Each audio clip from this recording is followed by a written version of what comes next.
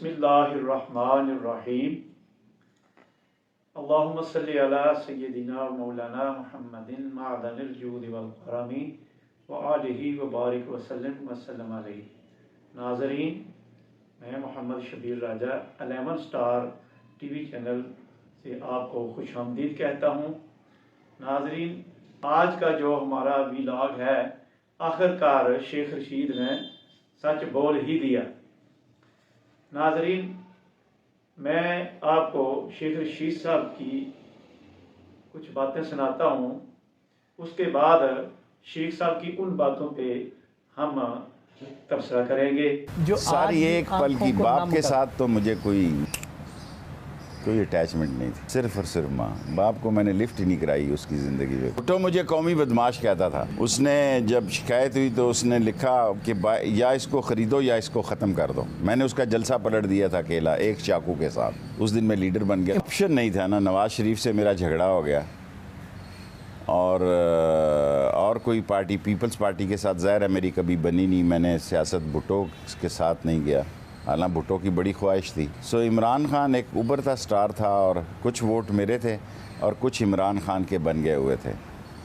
اگر ہم دونوں مل کے لڑیں تو ہمیں اللہ کے فضل سے کوئی نہیں ہرا سکتا۔ اگر ہم الگ الگ لڑیں تو شاید بے شک ہار جائیں۔ نواز شریف کی سب سے بڑی غلطی کیا تھی؟ ایک تو یہ ہے کہ وہ کرپشن کا اعلیٰ کار رہا، دوسرا یہ ہے کہ اس نے اسامہ سے بھی پیسے لیے، تیسرا یہ ہے اس نے اجمل قصاب کے گھر کا ایڈریس دیا، چوتھا یہ ہے اس نے جندال اور مودی سے 1 to 1 ملاقاتیں کی، پانچواں ابھی کہنا مناسب نہیں سمجھتا۔ ناظرین، آپ نے شیخ رشید صاحب کی باتیں سنی، جن میں شیخ صاحب فرماتے ہیں کہ باپ کے ساتھ میری کوئی اٹیچمنٹ تھی نہیں، میں باپ کو مانتا ہی نہیں تھا۔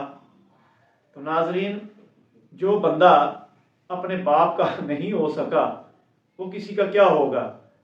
وہ باپ جس نے اپنے بچوں کی پرورش کی ہوتی ہے اور ان کو یہاں تک وہ لے کے آتا ہے، اور شیخ رشید صاحب جو اپنے باپ کو ہی نہیں مانتے، تو ناظرین فیصلہ آپ نے کرنا ہے کہ شیخ رشید صاحب سچ بول دیا کہ میں اپنے باپ کو نہیں مانتا تھا۔ ناظرین فیصلہ آپ نے کرنا ہے، جو اپنے باپ کا نہیں تو وہ کیا ہوگا، یہ آپ میں ناظرین چھوڑتا ہوں۔ دوسری بات جو انہوں نے کہی ذوالفقار علی بھٹو کے بارے میں کہ وہ مجھے قومی بدماش کہتا تھا، وہ خود کہہ رہے ہیں کہ ذوالفقار علی بھٹو مجھے بدماش کہتا تھا۔ ایک بہت بڑا عالمی لیڈر جس نے ناظرین پاکستان کو ایٹمی اثاثہ دیا، ایٹم لا کے دیا، وہ اس کے بارے میں یہ کہتا ہے، وہ خود کہہ رہا ہے شیخ رشید کہ وہ مجھے قومی بدماش کہتا تھا۔ تو جس کو قومی بدماش ذوالفقار علی بھٹو نے کہا تو شیخ رشید نے ثابت بھی کیا کہ وہ ایک بدماش ہے اور اس کی بدماشیاں لال حویلی میں قائم دائم ہیں۔ اس کی ذاتی زندگی کے بارے میں تو میں نہیں جانا چاہتا، کیونکہ لیکن ایک اسلامی ملک میں رہتے ہوئے کیونکہ وہ ایک سیاستدان ہے تو اس کی سیاسی جو نجی زندگی ہے اس کے حوالے سے بات تو کرنی چاہیے، لیکن یہاں پہ مناسب نہیں لگتا۔ اس نے خود کہا کہ میں ایک بدماش ہوں، اور بدماش ہر وہ کام کرتا ہے جو دین کے بالکل ساتھ اٹیچ نہیں کرتا۔ پھر ناظرین عمران خان صاحب کے بارے میں وہ کہتا ہے کہ عمران خان میرے پاس یہی ایک آپشن تھا۔ تو ناظرین شیخ رشید نے تو سچ بول دیا کہ نہ تو میں زرداری کے ساتھ جا سکتا تھا، نہ میں نواز شریف کے ساتھ، کیونکہ نواز شریف کے ساتھ میری لڑائی ہو گئی تھی، معاملات ہو گئے تھے، تو پھر میرے پاس آپشن ہی عمران خان تھا۔ عمران خان وہ جس نے ناظرین شیخ رشید کو کہا تھا کہ میں اس کو چپڑا سے بھی نہ رکھوں۔ آخرکار شیخ رشید نے سچ بول ہی دیا کہ میں عمران خان ساتھ اس لیے گیا کہ میرے پاس آپشن نہیں تھا۔ ناظرین یہ ہمارے قومی مجرم ہیں، یہ سیاستدان، ان کے پاس اگر کوئی آپشن نہ ہو تو وہ یہ غلط اور برے آدمی کے ساتھ بھی جا سکتے ہیں، کیونکہ انہوں نے اپنی سیاست چمکانی ہوتی ہے۔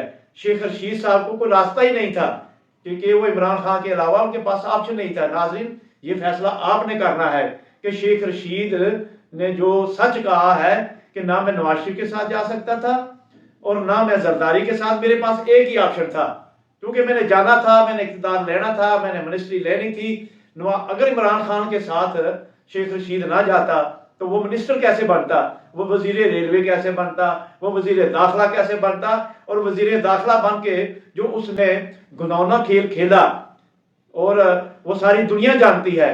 تو ناظرین اس کے بعد جو اس نے نواز شریف کے حوالے سے کہا, اس نے کہا کہ نواز شریف کرپشن کا اہلکار تھا.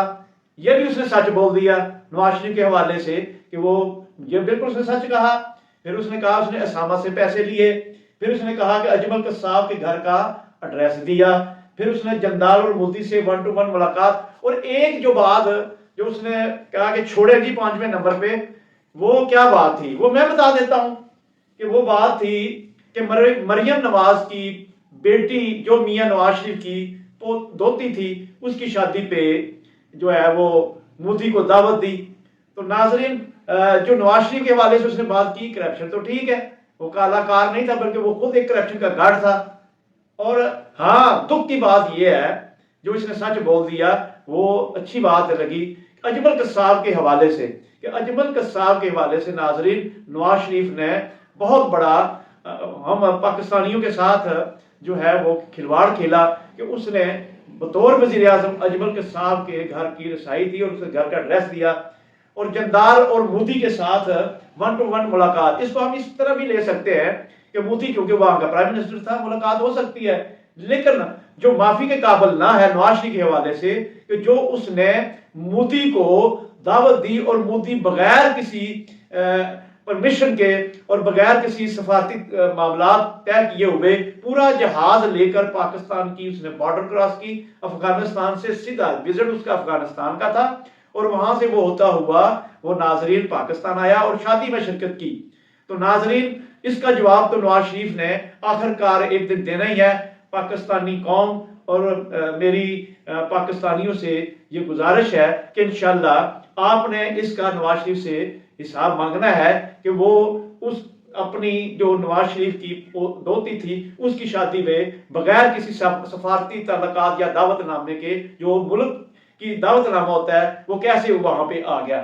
ناظرین یہ جو شیخ رشید نے سچ بولا ہے, یہ باتیں سیاست میں نہیں بلکہ ہم ایک اسلامی کلچر رکھتے ہیں, ہم ایک اسلامی مملکت میں رہتے ہیں. میں نے آپ کے سامنے یہ ساری باتیں رکھ دی ہیں, آپ نے اب اس پہ فیصلہ دینا ہے کہ شیخ رشید کے سچ میں اور شیخ رشید کے بولنے میں اور شیخ رشید کے کہنے میں کیا اب اس کی سیاست, کیا اب اس کو آپ نے اپنا نمائندہ بنانا ہے. یہ راولپنڈی کے اس حلقہ کے باسیوں کے حوالے میں یہ بات کرنے جا رہا ہوں کہ یہ لوگ کھیل کھیلتے ہیں, نہ یہ اپنے باپ کے ہیں اور نہ یہ ملک کے ہیں. ناظرین اسی کے ساتھ میں آپ سے اجازت چاہتا ہوں. پاکستان زندہ